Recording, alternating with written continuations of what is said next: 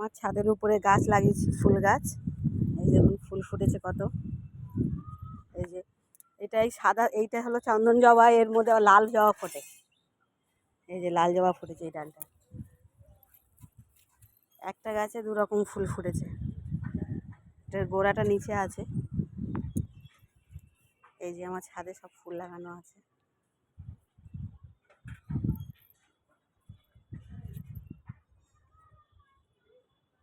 হ্যাঁ আসছি।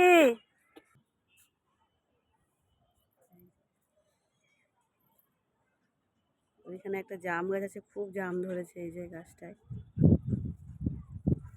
এই যে আম গাছ।